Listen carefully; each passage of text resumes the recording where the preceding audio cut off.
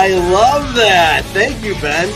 That's amazing. Hi, everybody. Ron Onesti here outside of in St. Charles, outside of Chicago, Rock and Roll Heaven, the Arcada Theater. Hanging and banging with you, Artists on Lockdown. Each week we are here Thursday nights. And this week I am oh my gosh. Now, we've had legends. We've had icons. Matter of fact, I'm on this show every week with two legends and icons. But this week, we've got a couple guys that are truly incredible. We're going to start with the first one in a minute. I can't even say his name without getting so excited. My palms are sweaty. But let me bring my big brother to the microphone first, Mr. Carmine Apiece.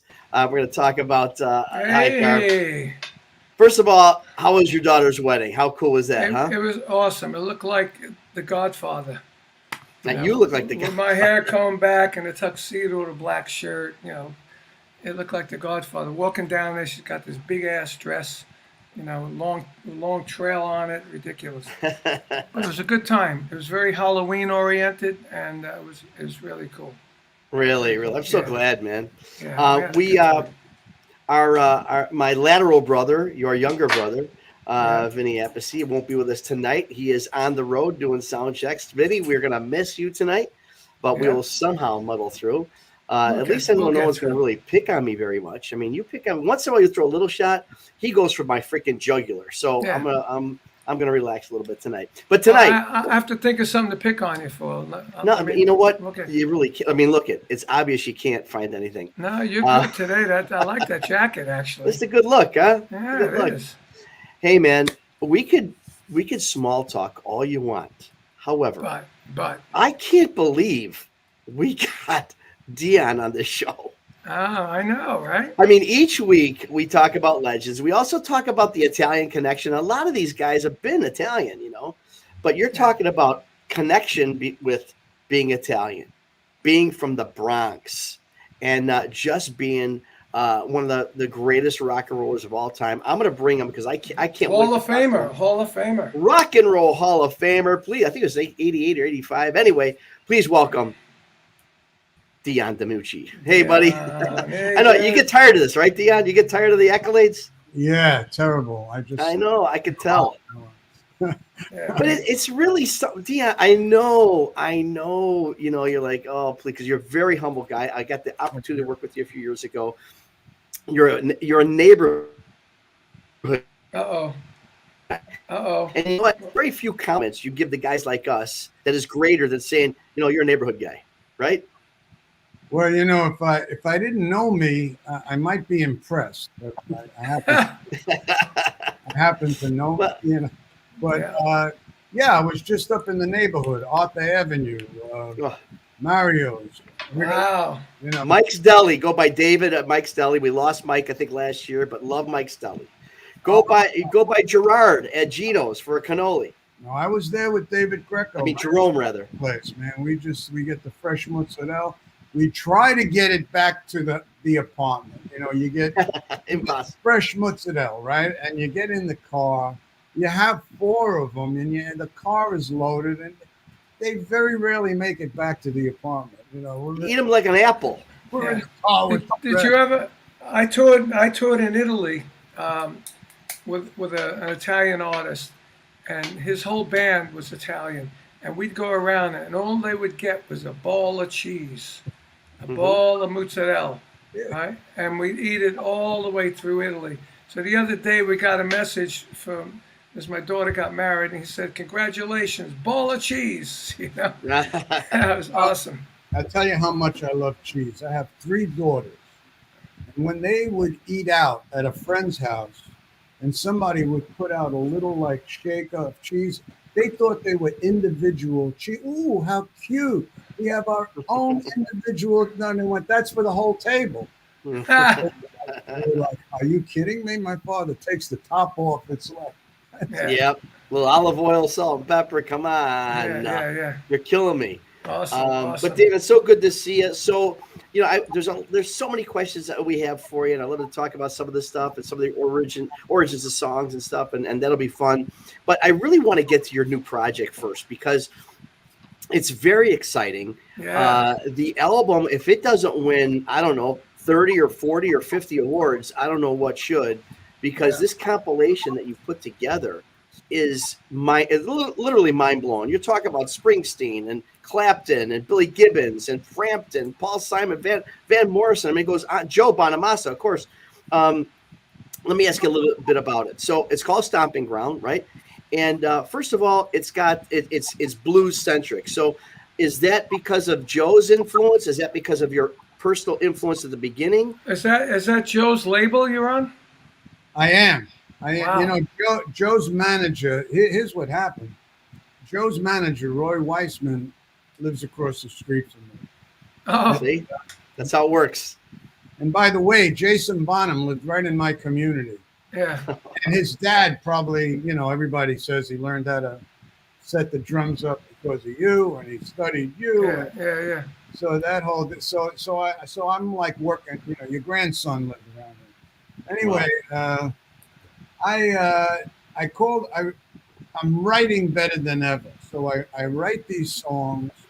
I go in, I record 14 songs. This is on an album I put out last year called Blues with Friends. I grew up to Jimmy Reed. You know, when I was a kid and I heard Jimmy Reed say, if you ever say goodbye, honey, if you ever leave me and say goodbye, you better take some insurance out on me.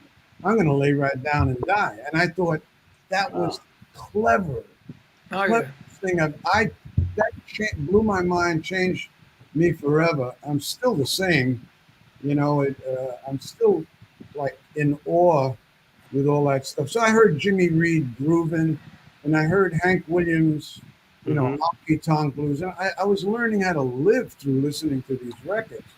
And I wanted to communicate like Hank Williams, and I wanted to groove like Jimmy Reed. You know, he just had that roll, that swing, you know.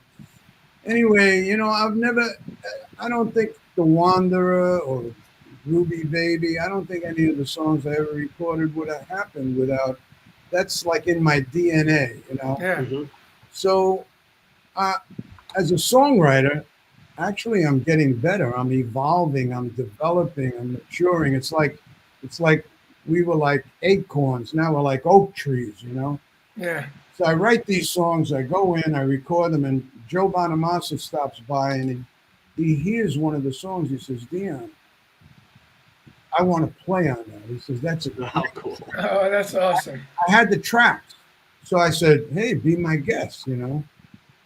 So he takes off on it, and I'm in my truck, and I'm listening to it on the way home. And I kid you not, Ron, come on, I thought I could write a song. I know how to sing it. I know how to make a record. But I am totally limited. When you get a great artist contributing what they're hearing on the record, not what I'm hearing. So he spun me out in another universe. And I started thinking on the way home, maybe I could get Sonny Landreth to play on this, or Eric Clapton to play on If You Want to Rock and Roll. So I sent the song to Eric Clapton, and he was like, DIon, you were part of my music wake-up with Big Bill Brunzy and Muddy. And you know, Yep. He said, I've lived such a charmed, graceful, grateful life. You know, I'm just, you know, to play with my heroes like B.B. King and Albert King and make tribute albums to Robert Johnson. And he said, now you're calling me to, he said, I tell you what, I'm going to stand up and I'm going to play like I'm playing for 20,000 people. And man, Wow. if you listen to the song, he sounds like he's 19 on it, man. He's really Incredible. You know, we got the album. We got the album, right? And I didn't read who was on it. And I played the first track. And I said, wow, this is freaking awesome, man. I said, who the hell is that playing guitar? I thought it was G.E. Smith, you know? and then when I look closer, it says Joe Bonamassa. Then I look down, Eric Clapton, Peter Frampton, all these guys. I said, wow. I did an album called Guitar Zeus, where I got all these great guitar players on it, like 37 tracks of Guitar Zeus. And I felt like I know what he's doing. You know, it's like bringing in all these people to play on your music. It's amazing. and your album is amazing. Well, Ron's you. right. You're going to win. You're going to be on the blues charts, probably #1, and you're going to get awards for that. I And think your it's. I think your it's. voice sounds great. I Thank think you. it could be a rock. It could be an adult AC. I mean, I think it transcends the blues charts. I really, really do. I mean, every song was just amazing. DIon, how did you select? I mean, you sent it over to Eric. I know how Joe obviously is why he's a part of it, but some of these other guys, and you got Pete Townsend doing your forward. I mean, how did you put all these people together, right? Or why did you select certain ones? Ron, you won't believe this. I couldn't plan it if I tried. You know, Pete Townsend, I was up at Sirius a while ago, and he breaks into the studio with Roger, and he says, "How did you record Spoonful? You recorded that record in 1965. How did you do it?" I said, "Well, I was listening to the Staples things, and I went out and I bought this Gibson Birdland guitar with a tremolo pedal. And I came into the studio. I was the first rock and roller signed to Columbia Records. So I walk into the studio. I got the Apollo Theater Band in the studio. You would appreciate this. Come on. I had Styx Evans, Oh, Panama Francis, wow. Big Buddy Lucas on horn, and Mickey Guitar Baker on guitar. And I just said, "Follow me," and that's the record. So you play guitar? Yeah. I didn't know that. Okay. Oh man, I could play. A lot of people don't know it. Great. I didn't know you played guitar. Yeah, a lot of people don't know I play guitar. Because you want to know? Come on, when I started, you know this, the doo-wop group, the record company used to say, "Put the guitar down. Lead singers don't play guitars. Put the guitar down." So I had to learn how to do. Yeah, well, oh man. Yeah, but I'm a guitar guy, and I hang out with Joe Menza. I don't know if you know my great friend of mine, Joe Menza. He's best guitars. He Bonamassa buys a lot of guitars from him because he has these great vintage guitars. And I tell you, Carmine, you wouldn't believe the kind of guitars these guys use on this album. Yeah. If I had to tally it up, they have the I didn't know the cream of the crop. Yeah. Yeah. And G.E. Smith, which I wish he was here right now. I know he's going to be on the show, but I mean, there's nobody like this guy. He's like, king of the Telecaster. He could make that thing talk, and these guys have the ability. The beautiful thing about it is when you play with them, they have the ability to get inside the song. Yeah.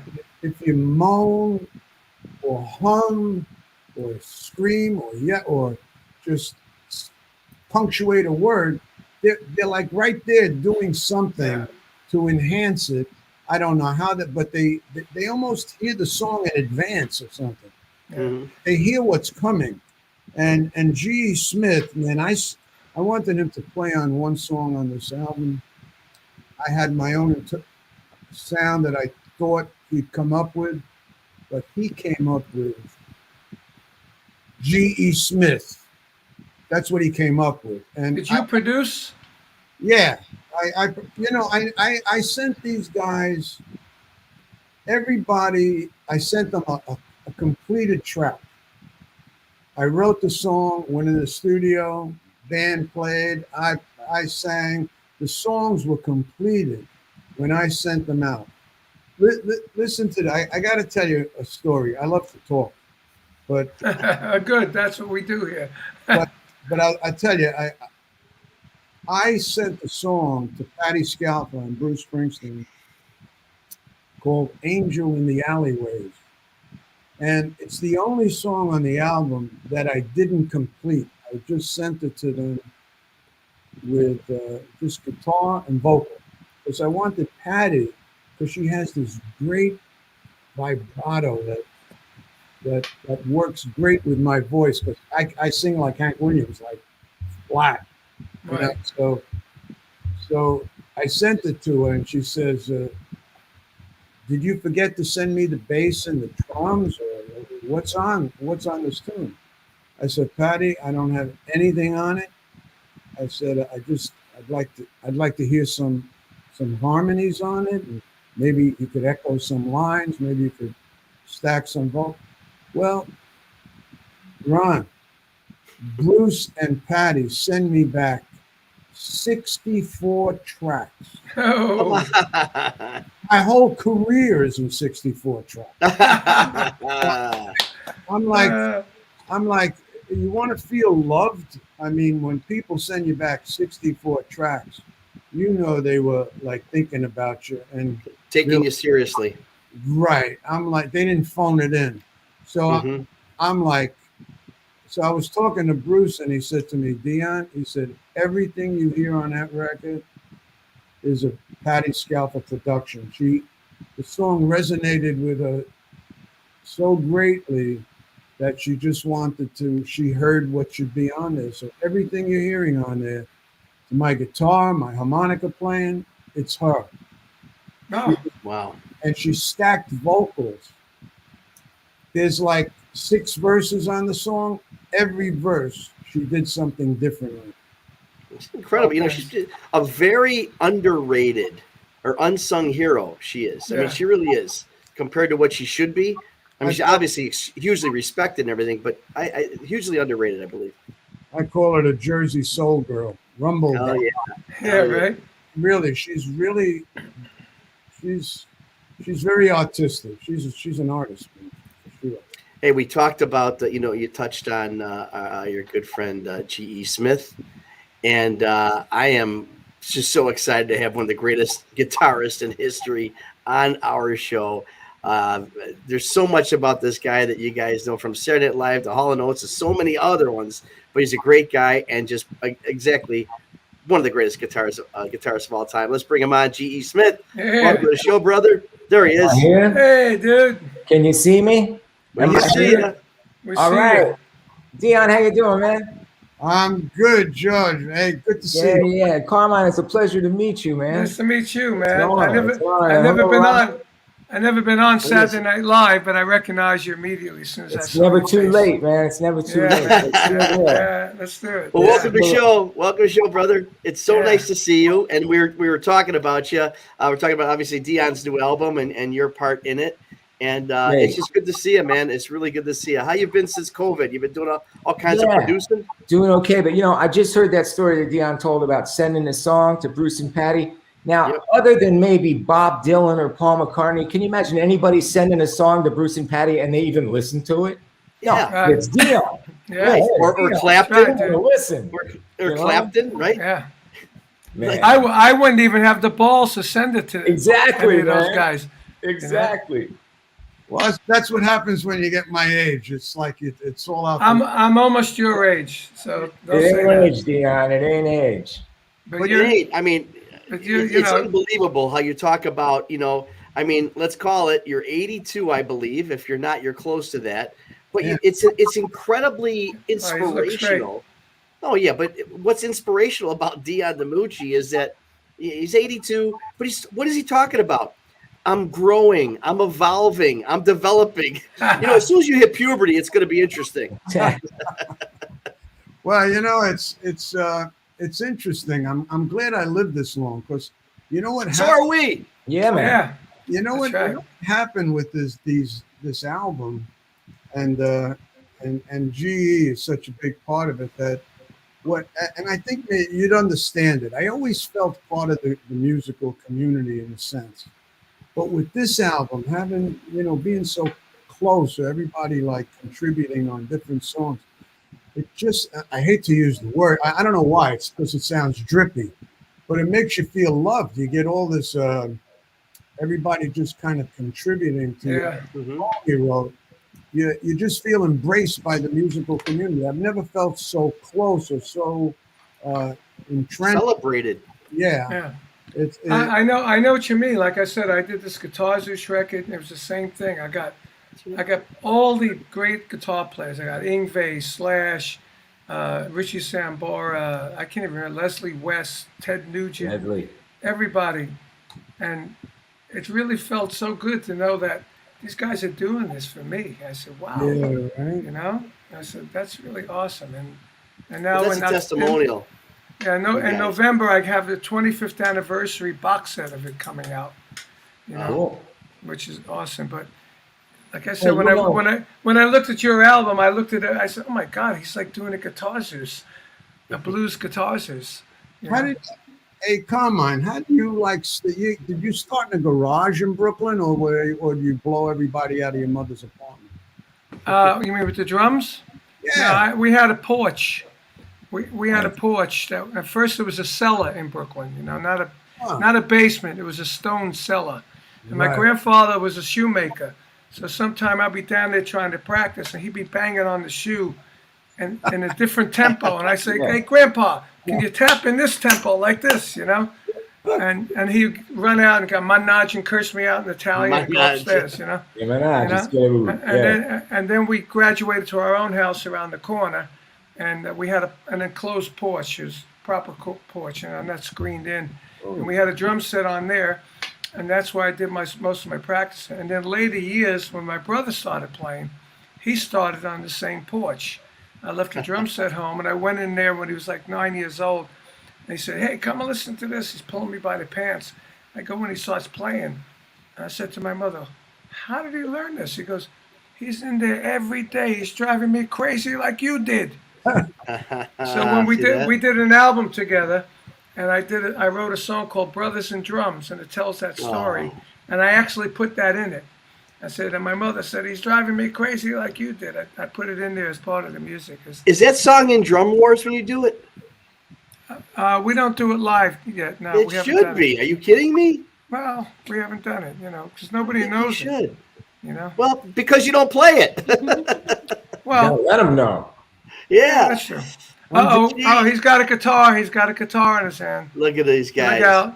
You know, G, we all grew up on Saturday Night Live. We all loved it. But for me personally, obviously, we loved all the comic. I mean, that's what it was. But for me personally, the music part of it was like the treat. It was the bonus. Obviously, you had some great experiences there. Is there any one particular performance that's like a standout night that musically would just blew your mind? There was so many. Yeah. I was going to so say many. it's like too many to Yeah. remember. I'm a band guy. You know, I'm an old bar band guy. That's how I came up. So I loved it when a real band would come on, like when Tom Petty and the Heartbreakers were on. They were on a couple times. It was a real band. These guys have been playing together for years. It sounded like a band. It was great. What Nirvana. about Sly? Was Sly? No, Sly wasn't on when I was there. Wow. That would have been something. Man, Yeah. some of the best performances I ever saw, Sly and the Family Stone. Yeah, they used to open up for Vanilla Fudge. You know? Yes, I remember. And I think, you know, that the Larry Graham hitting with the thumb and pulling the string. Tim Bogert used to do that, but Yeah. he didn't play it funky. He just bang the string, Sure. pull on the string, and Yeah. Larry saw it, and then he came up with that funk thing. You know. Did Sly open for you guys at the Fillmore East? No, at Westbury. At Westbury, okay. Because I saw both bands, you know, but I couldn't remember if I saw Sly opening or Yeah. what. Yeah, we Yeah. had. What was it? Zappa opened up at Westbury one time. Really? And we had a lot of crazy people. Out on the island, yeah. Yeah. You know, Hey, we touched on Led Zeppelin opened up for us. Yeah, I knew that. Yeah, I read that. Yeah, that was That's funny. crazy, man. Yeah. How was that night? I mean, talk about that, Carm. I mean, you got but was Led Zeppelin when they opened for you at the time? No, And Led was it- Zeppelin it was big. but the album wasn't out yet. It was Led Zeppelin. It was Vanilla Fudge and Spirit in Denver, sold out, 8,000 people, and the promoter didn't want it. He said, "We're sold out. We don't need him." They had our agent, so our agent said, "Well, I'll tell you what. They're only $1,500. You pay $750, and Vanilla Fudge will pay $750." So we paid them $750 to open up for us that night. And when they got on, there was people clapping, "Bring on the fudge! Bring on the Yeah. fudge!" You know, it's like 6 months later, they were as big as we were. You know, Oh, wow. amazing. Yeah, first of all, we talked a little bit about being from the neighborhood, and I mentioned Chaz, Bronx Tale, that whole thing. But, the Bronx Tale, the film, and Arthur Avenue. I mean, let people know just how real that is. That neighborhood versus a Bronx Tale movie. Yeah, I was just up there. But let me say something. I just want to echo something you said about Saturday Night Live. Yeah. I used to watch it because of G.E. Smith too. Because the band and the attitude. It was great. No, I just loved the attitude that came off the stage with the band and the way he always played. You know, the way it sounded. Just that it just expressed the heart of kind of why I got in this business. You know. Thank you. Just along with that, DIon, along with the that attitude was the style. I mean, your freaking clothes, the ponytail, the whole thing. I mean, really, I gotta say, it was freaking style. Who played drums with you on there? We had several different drummers. Chris Parker started, and then eventually Sean Pelton, who's still there. Right. Wow. You know, No kidding. Yeah. And then there was a couple guys. Steve Jordan played a couple times. He'd been on and off the show, at various times over the years. But the thing was that Lorne Michaels gave us that little window. They'd have 12 seconds or something left over. Yeah. When the comedy stuff would be done, and they're going to go to commercial. And the show back then was live. No 7-second delay, no nothing. It was live. Yeah. So they got 12 seconds, and they'd say, do something. The rest of the band, everybody else in the band except me, were real musicians. I mean, like I said, I'm this bar band guy, right? And I'm playing with like the heaviest jazz cats in New York, And they probably all read. Oh, they read like incredible. With their eyes closed, they read. And so, I thought, well, I got these little opportunities here. I'm going to play, bluesy stuff, the stuff I love, or we would do whatever, different songs that I just wanted to tip a hat to some band or do something. So that was your decision. A lot of times, yeah. Yeah, a lot of times. How many people watched an episode of that average? Many millions. I don't actually know the real number. Yeah, because I remember we told a story when Vanilla Fudge did at Sullivan.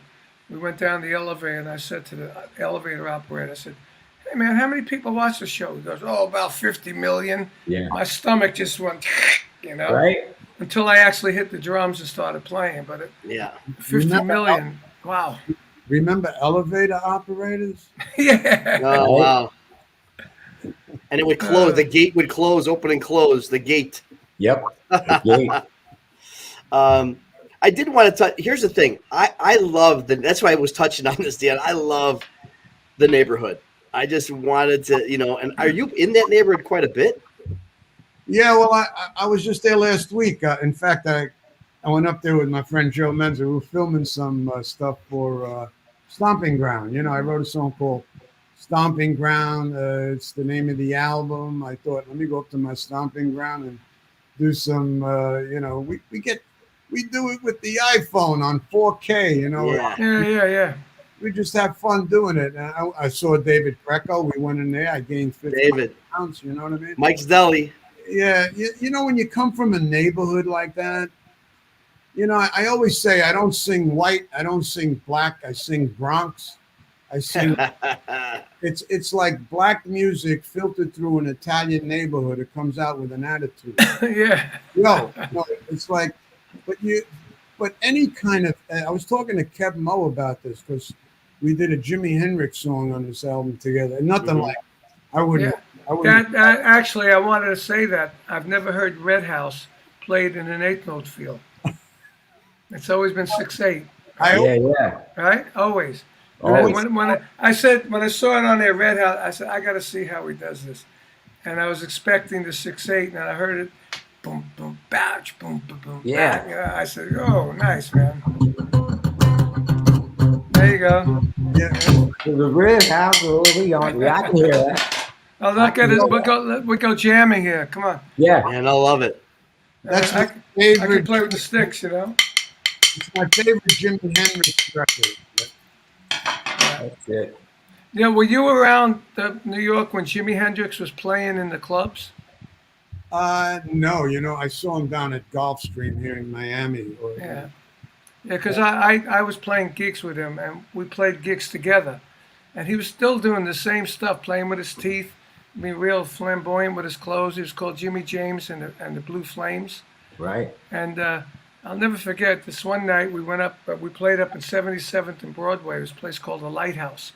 We played half, he'd play half, 30 minutes, 30 minutes. And then they would play the disco for an hour. So we both get a break. So we went up to this black prostitute's apartment. That's what the neighborhood was.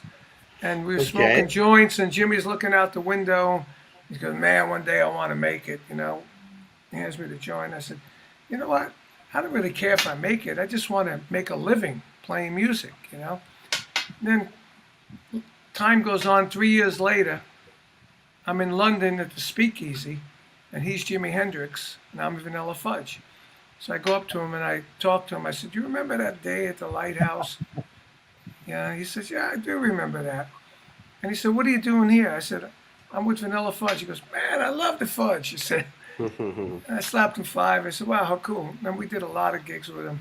We became friends again. It was really legendary. But, I'm surprised that you, from being from the Bronx, hadn't seen him, playing around New York. I don't know, maybe you made it to, how old were you when you made it with DIon and the Belmonts? I was like 17. Yeah, that's why. 1957. Yeah, I was. God, I used to. But what I did do was we'd go down to the Apollo Theater, and they had all that big band, and I did work the Apollo Theater when we put out I Wonder Why. They, of course, they thought we were black, but I started like just listening to the big band, and on the way back on the subway, I would put these arrangements together. Like if you listen to The Wanderer or Run Around Sue, yeah, they're all Apollo big band arrangements. Like, like I would just get like The Wanderer. If you listen to it, like I got the group going in harmony. Yeah.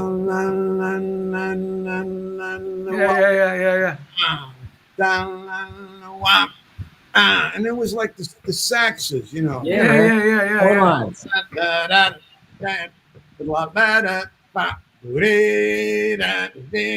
I used to love that. And I talked to Dan Morrison about it. I said I always wanted to sing like a sax, like because that Red Prysock used to come out in the front of the stage with his white suit, his horn, Nice,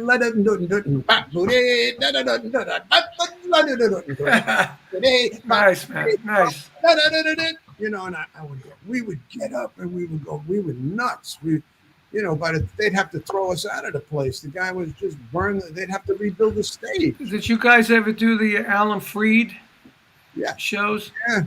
Yeah, I probably saw you at the Brooklyn Paramount. And I was like 10 years old. My older brother wouldn't take me, so my mother took me.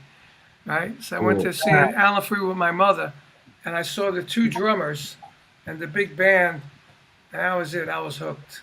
I was like 10 years old. I was hooked, man. I saw the Ronettes, I saw the Flamingos, Chuck Berry, Bo Diddley, all that stuff. Probably you guys.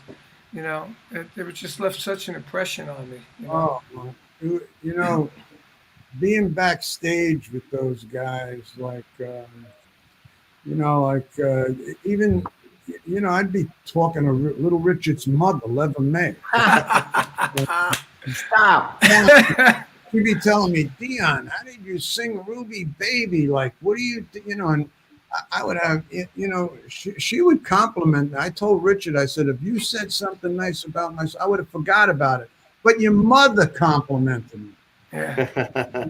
So that's a big deal. And Bo Diddley would be. I got to know him. He's a nice guy, man. Right. And he cooked some great barbecue. Yep. He would go right in the dressing room. He would, you learn how to. My wife learned how to cook a lot of stuff from those guys. Big Buddy. Wow. You've been with her that long? Yeah, Wow. This is weird, man. I was 16, she was 14. Wow, God bless, man. Yeah, we're married forever. But the common fallacy, though, the fallacy, her name is Sue, right? And she's not Runaround Sue, right? Let's make that clear to everybody right now. She's not. No, that's funny, man. She's never been. What I put that girl through. I always say to people, "Hey, you married?" I go, "I've been married 50 years." And they go, "Wow, that's great. I see you have 5 different women." Yeah, That's great.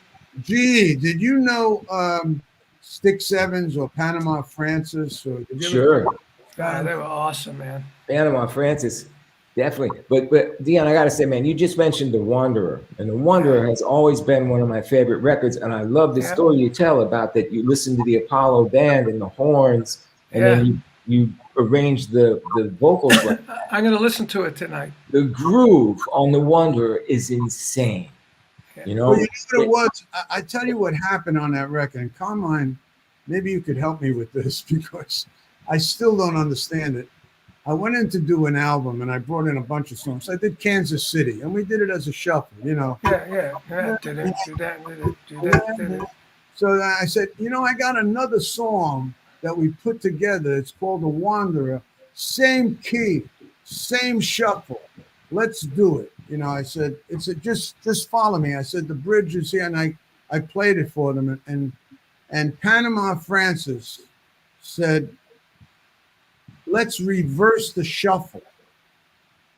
And that's all I heard. And I remember him saying that. I didn't know what the hell he meant because I'm not a drummer. But if you listen to the record, I don't know what he's doing. I think I gotta listen. I have to. Let me listen to it. I'll tell you. I think he's hitting the one, maybe the 1 and 3.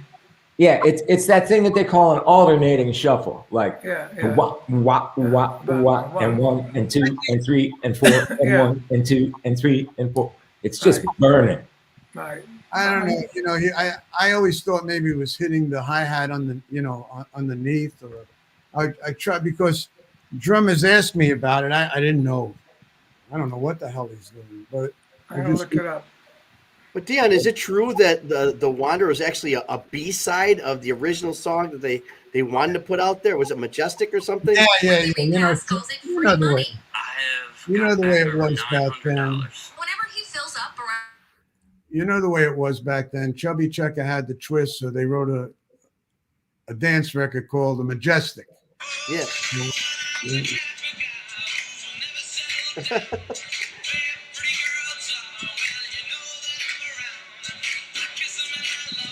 I don't hear anything different. You know what I'm saying?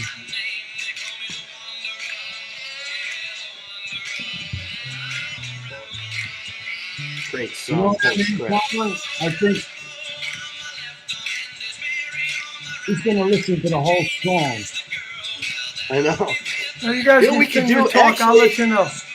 Here's what we'll do. We have a commercial that we got to talk about for next week's show. I think now's a great time to go to our commercial. Let everybody know what's happening next week on Hangin' and Bangin'.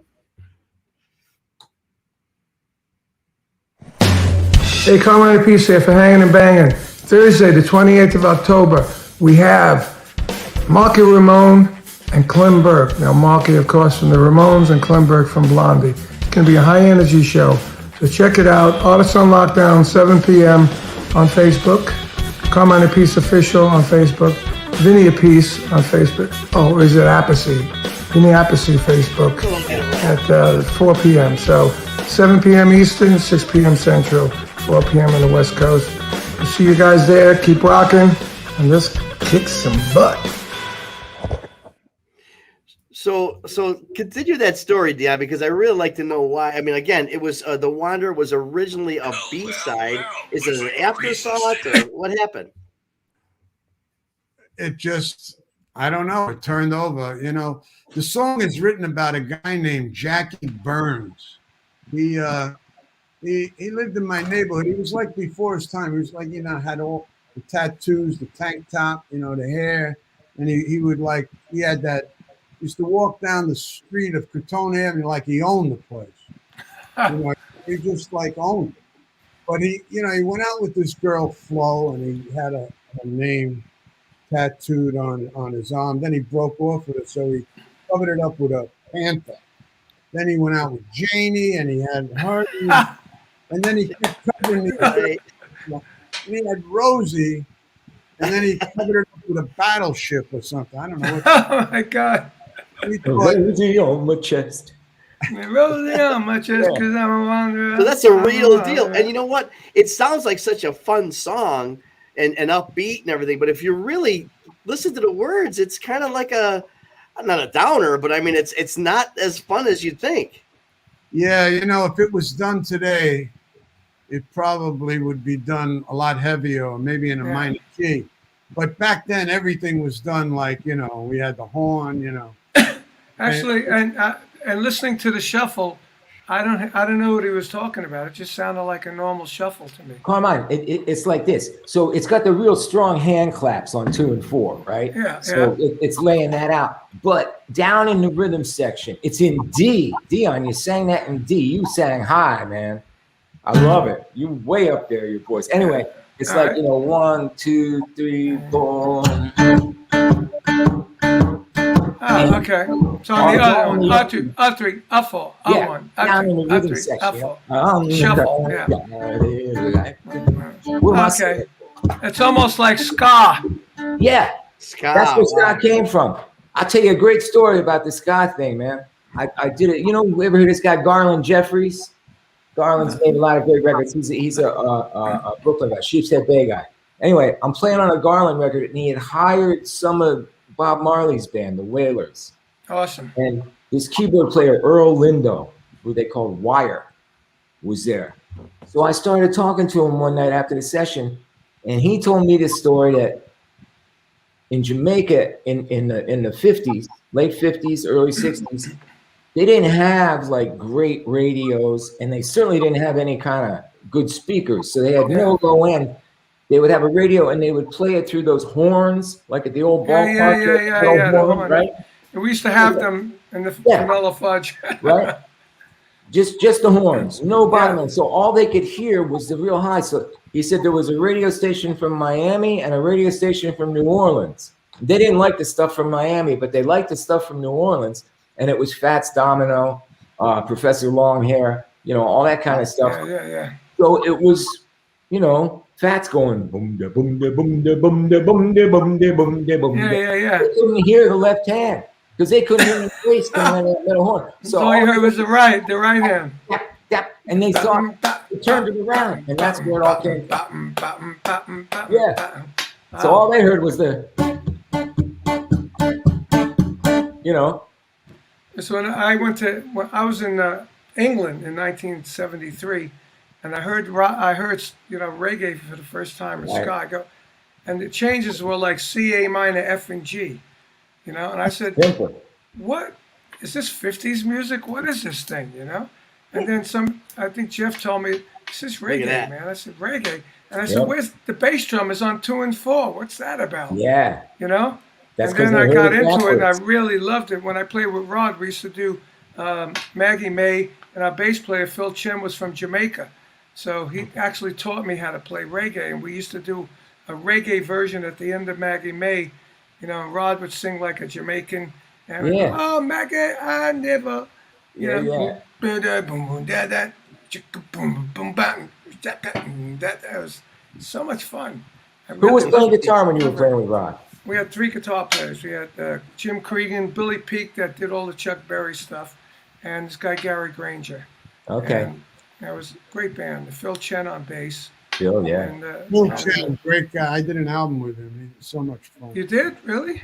Yeah. Wow. He's very sick now. Oh, that's too bad. Yeah, he's got stage 4 cancer somewhere. He's in San Diego with his daughter. Do you have his number? I do, actually. I do. We should exchange numbers since we live in Florida. Where do you live, G? 561. Yeah, I'm 561 too. But I have an 805 number.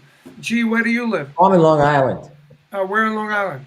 All the way out at the end, almost We're playing there at Riverhead at Suffolk Theater. Yeah, that's a great theater. With the Fudge and Robbie Krieger. With Robbie Krieger, great. Next week, actually, on the 29th. Really? Yeah. That's Very a great cool. show. I can't wait to If have you're you. around, if you're Yeah, around, man. let me know. Come down. I'll check it out. Yeah, the That's boys would love great. to see you. Yeah, it's good. Yeah, we brought up a few of your songs, obviously, but the one song I really need to know about because it seemed like it was, and I know you know what's coming, but kind of I don't know if it's a curveball of a song, but Abraham Martin and John, I mean, such a folky thing, and I don't know that you'd be known as a folky singer or folk singer. Some of your stuff had that basis. Tell me about how that whole thing came about, your social activity at that time as well. I just had moved to Miami. Uh, I, I was. Let me give you the short. I was a heroin addict for like 15 years. Jeez. Oh man, it's amazing you made it to 82. Yeah, Yeah. from the age of 14 to 28. Oh Wow. my God. I kid you not. This is a true story, man. I moved down to Miami because I figured I have to change my life. And you bring yourself with you. It's the geographical cure kind of thing. So I'm nuts. I'm like crazy person. So I get on my knees one night. I said a prayer, and I haven't had a drug or a drink since. Like 54 years, I've been, Good for Wow. you, man. and I've God been bless you. high on life. So a guy walks in my house. His name is Phil Gernhardt. He walks in with this song. Well, he called first. Says, I got a song. And it was like, anybody here seen my old friend Abraham? Can you tell me where he's from? So I'm thinking this song is like a real, taking advantage of, it's like, I don't blame you hearing it like that. yeah, Yeah. I thought they really take, this is like trying to capitalize on people's deaths. And, it just turned me off. And my wife said, no, she said, there's something to that song. She was something about it. So I took out the gut string guitar and I started, because at the time I just had moved down. I was hanging out in Greenwich Village, with Tim Hardin, with the gut string guitars and Kenny Rankin and all. So I took out the gut string guitar and I worked out this arrangement. I started thinking, and the thought came to me, you can kill the dreamer, but you can't kill the dream. Like, I'm going to do this song, but I'm going to do it in a way. Now, I didn't think of a hit record or anything. I would just, I just thought, let me do the song. Yeah. So I tried it.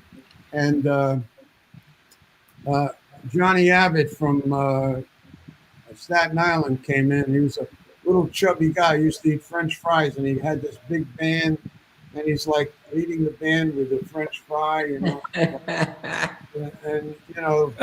he had English horns and French horns and had a harp.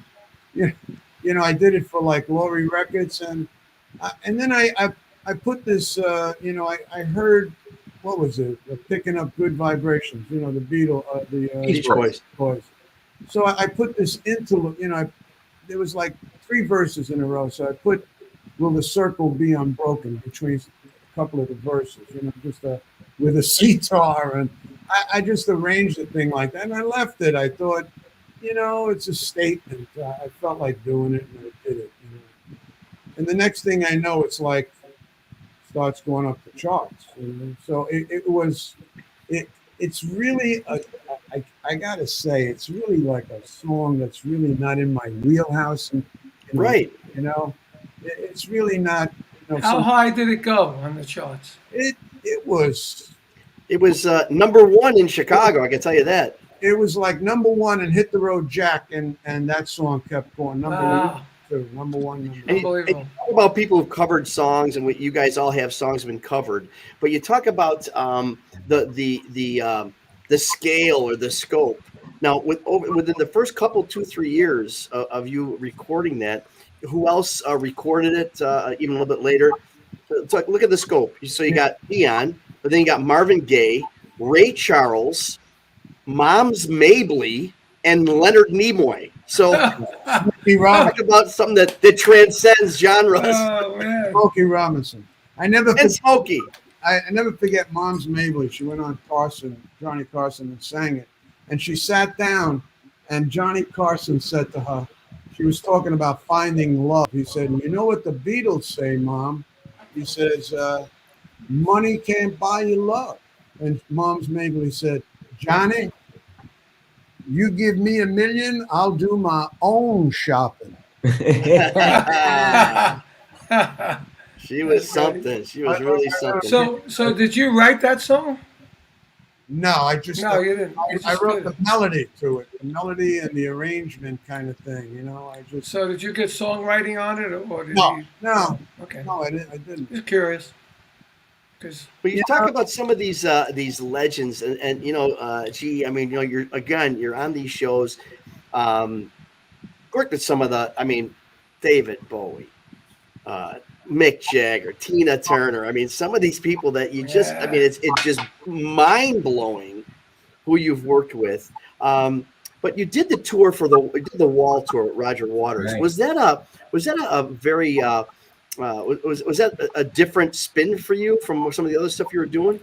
Well, it was really different in the sense that it wasn't like a rock and roll band. It was a theatrical production. Mm-hmm. You know, I mean, I wound up playing bass for more than half the show because Roger was acting. You know, he was out being the guy. You know, and Tommy. so you know, it was really interesting in that sense. It took me a minute to get used to that, but like once I got that, you know, that okay, that's what we're doing. We're doing theater here. Then we had a great time, and Roger treated us great, and you know, we traveled in very nice style. I thought I had done some big tours before. Yeah. That was a big tour. Well, what about your experience with Dylan? I mean, that's another. Fantastic. But Bob, as far as like traveling and stuff, was just the opposite. I mean, he liked to go very low profile, you know, slide into town. We would stay at some very funky places, which I enjoy, you know. Not everybody in the entourage enjoyed staying in some of those places yeah. where we stayed, but you know, Bob didn't like to make a big fuss anywhere. So, Gee, where did you grow up? I grew up in Pennsylvania. I was wondering where you get that attitude on guitar. Who the hell did you listen to? I don't know, you know. It's funny. I was thinking about what DIon, when you were talking before. What I've always tried to do with the guitar is listen to the singer, you know. And if you try to compliment or play along, play kind of like, you know, learn from what the singer's singing, then it's going to work. It's you know, because you got to play the song. I was never one of those kind of guitar players that wanted to like go, you know, listen to me. I always thought, well, it'd be better to just support the song, support the singer, and you know, That's what I was telling Ron and keep getting work. mine before you got on, that you guys have the ability to really some gift you have that you get inside the song like that. You know what Well, I always loved guys like James Burton, you know, who played with Ricky Nelson and then with Elvis Presley for Yeah. many years. You know, Burton, everything he plays isn't just like the perfect lick at the moment. It's money. It's a hit. Every lick he plays, you go, yeah, I'd buy a record just to hear that over and over. You know, he's ridiculous. But those kind of guys, you know, I love Teeny Hodges, the guy that played on Al Green's records, you know, the great Memphis guitar player. Man, incredible. Curtis Mayfield, oh, you know. Awesome. Freddie's Oh, Day. man, Awesome, man.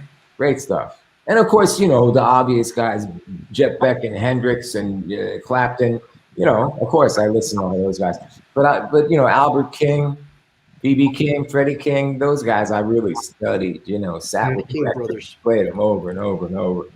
I was lucky I got to see Albert play a lot because Bill Graham would use him to open for people at the Fillmore East. I have a ticket stub from '68, $5, Albert King, Jethro Tull, and the Jeff Beck Group. Oh, And that was when Rod was singing. Ron Wood was playing bass, you know, Yep. Nicky Hopkins, and Mickey Yep. Waller on drums, Carmine, right? Wow. They used to call him Sticky Wallet. Sticky Waller. Yeah, that's Rod used to call him Sticky Wallet. Yeah. He never like paid for anything. I love Albert King. Great. I love it. And we're talking You know- about all these. Go ahead, Carmine. I'm sorry. Well, we met Jeff Beck in England, and then Vanilla Fudge was doing a Coke commercial, and our guitar player got sick, and he was in town, probably doing one of the shows, the first Jeff Beck tour, and we needed a guitar player, so we had the same lawyer. So he called Jeff, and Jeff came down and played on the Coke commercial with us.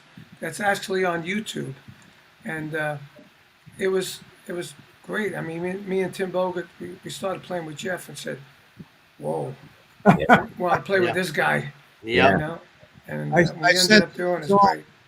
I sent him a song. I didn't know if he would play on it, but he said, "I'll play on it if I could put it on my album." I said, "Okay." Sure. Why not? Why wouldn't you? I'll give you a few more, please. That's So right. did he play on it? Yeah. He's on He's your on there. record. He's on this record. Yeah, on Blues with Friends, I did an album last year. Oh, another album. He played a song called "Can't Start Over Again." He's got kind of magic. It's amazing when I listen to all these guys. Like I know. you I got know. an amp, you got a guitar, but But it sounds different. it's your hands, The it's feel like different. The feel. The hand. Vibe. hands, Yep. his heart, and his Yeah. soul. Everybody's different. Different sound. You get like Yeah, I got that too when I did my record. I mean, we Right. had the same trio. We had the same trio of music, and then everybody put their stamp on it. Yep. You know, and different feel, different way to play, different sounds. it's fun. It's awesome. To listen to. Yeah. Really, a lot I of love it. You know, we're talking about legends and icons again, and listen to you guys talk about this stuff. It's just amazing. DIon, I know you get asked about this a lot, but a lot of people I don't think really know your connection here on the day the music died. We lost Big Bopper, Richie Valens, and obviously Buddy Holly, and you were part of that whole thing. Can you take us down that road? Well, I went on tour with Buddy Holly in 1958 for about a month, and then, so then when we put when the agency put the tour together in '59, we got together. He wanted me on it. I thought, yeah, I'd love to go on it. You know, so we embarked on that thing, and we were crisscrossing the Midwest for about it was like a 3-week tour. But 2 weeks into it, we didn't have like a Golden Eagle bus. You know, it was like a little yellow Baptist school bus. Yeah. So Those Freed shows. yeah, we were sleeping, sitting up, and you know I don't know all those fan belts kept breaking and the heater kept breaking. So Buddy got fed up with it, and he chartered a plane one night. And he said, "Hey, listen, we could get to Fargo, North Dakota in an hour and a half." But when I won a coin toss because there was 3 of us. There was 4 seats: Buddy, the pilot, and 2 seats. It was a Beechcraft Bonanza. It was a small plane, and he was trying to recruit us because if he could fill up the plane, the overall price would be less for him. So it came to $36 a piece. Oh, wow. I said, nah, that was rent in the Bronx. My parents always argued about this $36. So I declined the thing. That was my primary reason for not going. I said, man, I'm not going to spend $36. That was like $800 back then. Yeah, it was big money back then. So, I declined the thing, but the next day, that plane went down like 4 minutes after it took off. It was like pilot. Wow. What they call it is, I don't know, they call it scuttering or something under the clouds where they like look at. Maybe it's stalled. Stalled, maybe. The engine No. might have stalled. No, it's like when there's bad weather, they fly under the Oh, I see. Yeah. and they look at the farmhouses and the lights and everything. But when it's real bad weather, you don't know if you're looking at stars or you lose the kid that was flying the plane. They had changed the the system in it. Instead of to show if you're like horizontal, they put a different kind of system in it. He didn't know how to read the thing, and it's like the John F. Kennedy Jr. thing. You don't know if you're not flying horizontal, if you're not flying level, if you're just a little, you'll drive the plane right into the ground. Yeah. And that's what he did. That's what the report said. It was just pilot error. He didn't know where he was going. You know, when we were on tour with Rod, we had our own Convair 880 as a 4-engine prop, good sized plane. And we were on tour, and that was the same exact plane that Leonard Skinner went down in. Yeah. Wow, 77. At the same time. And we were Jeez. like, oh man, we're in the same kind of plane. You know, so we got really paranoid for the rest of the tour. But you don't hear about is It's horrible that tour. That tour kept on going. I think Bobby V filled in, and then Frankie Avalon and Fabian. I mean, they kept on going. They just they filled. They didn't. I thought they would have canceled the tour, but it seemed like the tour kept on going. Yeah, I was telling Waylon Jennings was playing bass on that tour. He wasn't Waylon Jennings at the time. I think 20 years later he put out "Mama, Don't Let Your Sons Grow Up to Be Cowboys." Cowboys, yeah. But at the time we became tight, and we went on with the tour. We did the best we could. Then at the end of the tour, we went on another 2 weeks. And, I was singing some of, I don't know, I was in shock. Sure. And got on, it ended in Springfield, Illinois, and I went to Illinois, and I went to Chicago to fly home, and I got on a new kind of jet. It was called an electric jet. It was half propeller, half jet. And turbojet. Yeah, and Sammy Davis was on. So I was sitting with Sammy Davis. I thought, if the plane goes down, I'll die with Sammy Davis. Yeah. Okay, that's one way of thinking about it. My God. I got back on the horse. I thought, I can't live my life in fear. So I just kept going. But, I'll be honest with you, Ron. I miss those guys. Buddy was just a very statuesque, very giving kind of deliberate. He was very he was very like orderly and formal off stage. And you strap a Stratocaster around him, he'd walk out, take a stance, and was like, hold on to your ass. You didn't know where you were going. He had like this different personality with that guitar. So and Richie Valens was a sweetheart. We all had new. You'd appreciate this, G.E. We all had new Stratocasters, and we were in a contest to see who could make it ring the longest. No, you shake my nerves and you rattle my no. We see who could make it. I don't know who won, but the Big Bopper was a great guy, a great songwriter.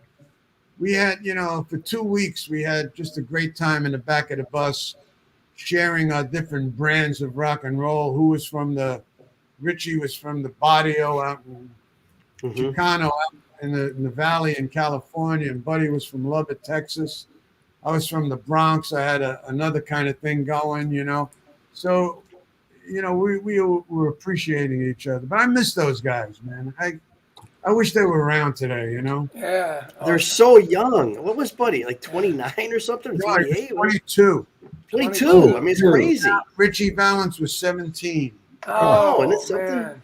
And the Big Bopper was like an old man. He was 26. I know. That's what I'm saying. It's crazy. I mean, it's. You think about how much they gave to music. It's just a short time on this earth. Yeah. Can you imagine if they lived out their lives? Yeah, Awesome. they were talented guys, man. Really talented guys. Even the Big Bopper wrote a couple of #1 records for George Jones. Incredible. Wow. You talked about those Stratocasters. G.E., you got that Michael Bloomfield Telecaster? No, man. I made that video with it, but no, I never had that guitar. That was. I played with Michael. You played with Michael Bloomfield, man. He influenced me big time. Those first couple Paul Butterfield records. Yeah. His playing on there.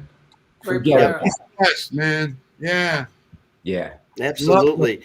I caught those guys in the early days in the Village. I think my wife and I were with another couple at the Cafe Wa. They were like, with Elvin Bishop. Yeah. Snowing out Yeah. through the roof. Or I just was like, I'll never forget that concert. I'll never forget it. Yeah. I never heard anything like it. Nope. They were magic. Oh. Magical. And they were early. They were early, yeah. for white guys playing blues. I mean, I know they like were from Chicago. They were there. They grew up listening to Howlin' Wolf and stuff, Muddy. But to record that record in '65, that first Paul Butterfield record. That's early. Yeah. Yeah. Another Rock and Roll Hall of Famer. G.E., what do you got going on these days now? Are you coming out on tour with anybody? New album? What you got going? Not really like on tour. I have a couple buddies and we do this thing called Masters of the Telecaster and a guy named Jim Weeder and me. And, we go around and play, and we usually get another guitar player who plays Telecaster who will play with us in the various, places, mostly like East Coast. We don't. Sure. Yeah, I'm getting old, man. I can't. Come on. And DIon, Stomping Ground, we wish you so much luck with that. You know what? I'm not wishing you luck. You don't need it.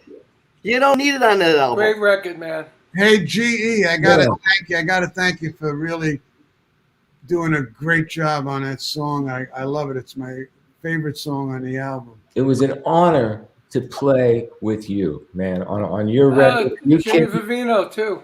Yeah, but like for me to be on a DIon record, that means a lot, And thank you so much. Well, let me do something here real quick. I want to get down all the way. Okay, hang on. Get down, Ron.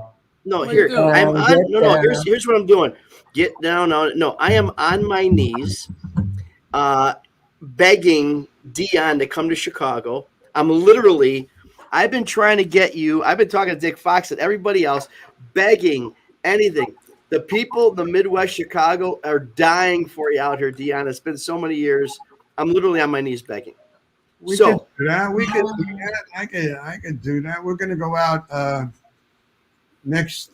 We put a tour together. We're putting it together in July of next year. I think that's when. Ever since we brought you out, it's so many years ago now. Don't forget the Midwest. I know you do East Coast. I know you do Florida. Don't forget us out here. You don't have to come out in January out in Chicago. We get it. Chicago. How could you forget Chicago? What are you? Come on. Gotta do Chicago.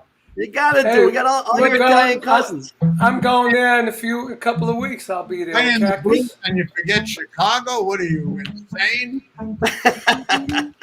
You guys, thank you so much. A legendary night. G.E. Smith, God bless you. We love you. I love your style, brother. I really do, aside from everything else. Let's exchange some numbers. Yes, numbers. DIon, God bless you, man. Thank you for all you've done for us over the past 82 less 17, all those years. Yeah, and man. Thank you for the next 82 years you got, because I think you got that coming. And thank you all for watching Hangin' and Bangin' Artists on Lockdown. We're here each week on Artists on Lockdown. The same bad time, same bad channel next week, Thursday, 7 o'clock East Coast time, 6 o'clock at Central, at 4 o'clock Pacific. Don't forget to like and share and go on Spotify and just do all that stuff, because these shows are magical. Look at our guests tonight. Thank you all for helping us, all the people who are helping us that produce it, Steve Love and Ben and Gwen and George and everybody. And thank you. We'll see you next time on Hangin' and Bangin', Artists on Lockdown. Love these guys.